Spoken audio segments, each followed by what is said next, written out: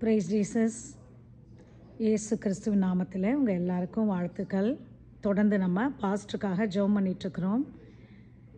Every single day the Lord has been confirming again and again. மறுபடியுமா கர்த்தர் என்னோடு பேசுகிறது, என்னுடைய ஊழியக்காரர் மேல் குற்றம் சுமராது. நீதிமானுக்கு வரும் துன்பம் அநேகம், ஆனாலும் அவைகள் எல்லாவற்றிலும் நின்று அவனை விடுவிப்பேன். சுற்றிலும் உள்ள சத்துருக்களை அமர பண்ணுவேன். இதை நம்ம கண்கூட பார்க்குறோம். எத்தனையோ யூடியூபர்ஸ், எத்தனையோ ஒரு ஐ ஹாவ் நோ ஐடியா மத வெறி போல் ஒரு வெறுப்போடு பேசின எவ்வளோ சத்தங்களை கர்த்தர் சட்ட ரீதியாக அடக்கி கொண்டு இருக்கிறார். அதே நேரத்தில் பாஸ்டர் அவங்கள கர்த்தர் பலப்படுத்தி அவருடைய டிக்னிட்டியோட, அவருடைய பொசிஷனோட ஒரு நல்ல பாதுகாப்பை கொடுத்து கர்த்தர் வச்சிருக்கிறார். இது நிச்சயமாக கர்த்தருடைய பாதுகாப்புன்னு தான் நான் சொல்ல முடியும். என்னெல்லாம் எனிமி விழும்படி தள்ளுனானோ அது எல்லாவற்றையும் கர்த்தர் நன்மைக்கு எதுவாய் நடத்தி கொண்டு இருக்கிறார். இப்போவும் கர்த்தருக்கு சித்தமானால் நம்ம தொடர்ந்து ஒரு 7 நிமிஷம் எல்லாருமே சேர்ந்து எவ்ரிடே ஒரு ப்ரேயரை நம்ம ஆரம்பிப்போம். இப்போதைக்கு வந்த டேட்டா படி அவங்க மே 9 அப்படி வருவேன்னு சொல்கிறாங்க.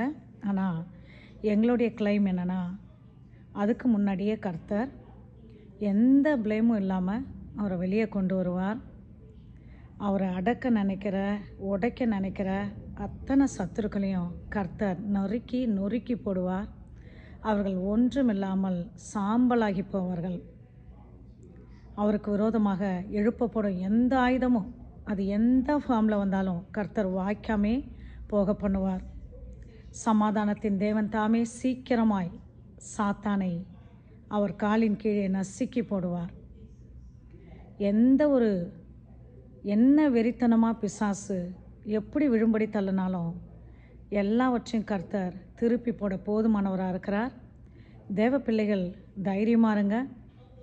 நான் முதல்ல ஃபஸ்ட்டு டைம் நான் இவ்வளோ ஒரு எதிர்ப்பையும் ஒரு அனிமாசிட்டி இது எல்லாவற்றையும் நான் பார்க்குறேன்.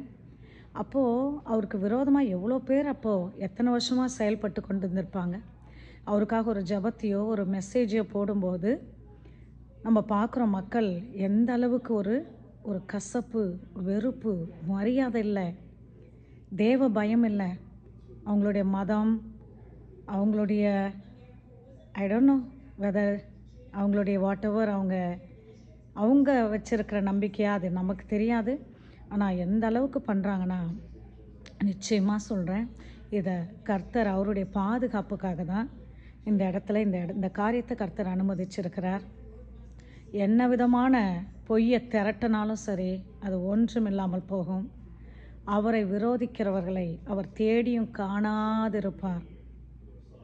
யாரெல்லாம் அவருக்கு துரோகமாய் கிளம்பி இருக்கிறாங்களோ இது எல்லாவற்றும் கர்த்தருடைய கரம் நான் பார்க்குறேன்.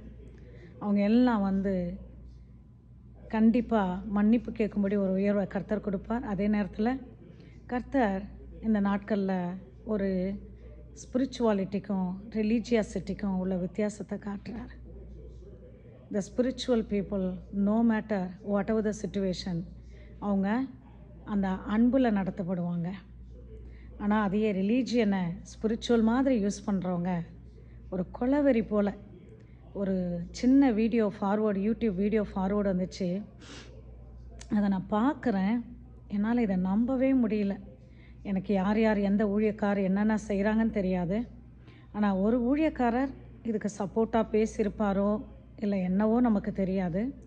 இந்த ஐயா இவர் சொல்கிறாரு, இதுக்கு வழக்கு தொடுத்துருவாங்க, திங்கக்கிழமை போல் அரெஸ்ட் பண்ண வாய்ப்பு இருக்குது, உங்களுக்கு நாங்கள் ஜெபம் பண்ணிக்கிறோம். அதாவது இந்த படத்துலலாம் அந்த வில்லன்கள்லாம் பார்ப்பாங்கள்ல, கொலை பண்ணுற ஒரு பயங்கரமான எப்படி சொல்கிறது, அந்த அளவுக்கு ஒரு கேவலமான ஆவி. ஆனால் இதுதான் இப்போ தான் ஓரளவுக்கு நமக்கு தெரியுது. இந்த சர்ப்பத்தின் கிரியைகள், வலு சர்ப்பத்தின் கிரியைகள், பெருமையின் ஆவிகள், கசப்பின் ஆவிகள், இப்படி மதவெறி எல்லாம் கலாத்தியரில் சொல்லப்படுகிற அத்தனை காரியத்தையும் நம்ம சூழ்ந்து பார்க்குறோம். இதெல்லாம் தாண்டி அவர் இவ்வளோ அளவுக்கு ஷைன் பண்ணாருன்னா எவ்வளோ பெரிய கிருபை அவர் மேலே இருக்கும்னு நம்ம பார்க்குறோம். இந்த குழந்தைங்களுடைய மேட்ரை நம்ம அண்டர்மைன் பண்ணலை. நிச்சயமாக குழந்தைங்களுக்காக ஜெபிக்கிறோம். ஆனால் ஒன்றே ஒன்று சொல்கிறேன், ஒரு வாய்க்கு பேச்சு வேணுன்றதுக்காக குழந்தைங்கன்னு சொல்லி அதே நேரத்தில் மற்றவங்களை இந்த அளவுக்கு நொறுக்கிறவங்க, அவங்கள சித்திரவதை பண்ணி அவங்களுடைய கஷ்டத்தை அனுபவிக்கணும்னு நினைக்கிறவங்க நிச்சயமாக அந்த குழந்தை மேலே அன்பாலாம் இல்லை. அதனால் எதுக்குமே காம்ப்ரமைஸ் இல்லாமல் நம்ம பாஸ்ட்டுக்காக தொடர்ந்து ஜெபிப்போம். நாங்கள் பிரசிடெண்ட் டொனால்ட் ஜே ட்ரம்ப் அவங்களுக்காக நிற்கும்போது 4 வருஷம் வாங்காத கல்லடி இல்லைன்னு சொல்லலாம். ஃபுல்லாக அவருக்கு விரோதமாக எல்லா இருளின் அந்தகாரமும், இதுவாவது ஒரு நேஷ்னல் லெவல், இன்டர்நேஷ்னல் லெவலில் அந்த அனிமாசிட்டி, வெறுப்பு, அவ்வளோ கதைகளை கட்டினாங்க. அடுத்த வாரம் எலெக்ஷன் 70 கேஸை தொடுத்தாங்க. ஆனாலும் கர்த்தர் ஒன்றுமே இல்லாமல் பண்ணார். கர்த்தர் நல்லவர். கர்த்தரை நம்புவோம், கர்த்தரை சார்ந்து கொள்வோம். எத்தனை பேர் அவங்க விரோதமாக பொய் சாட்சி எழும்பினாலும் கர்த்தர் நமக்கு நீதிபரராக இருக்கிறார். அவர் நமக்காக வழக்காடுகிறவராக இருக்கிறார்.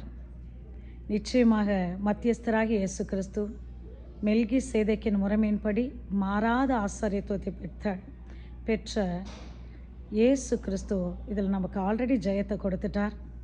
நாங்கள் எல்லாம் இந்த ஹெவன்ஸ் ரெல்மை ரிலீஸ் பண்ணி ஜெபம் பண்ண ஆரம்பிச்சிருக்கிறோம். கர்த்தர் பெரிய காரியங்களை செய்வார்.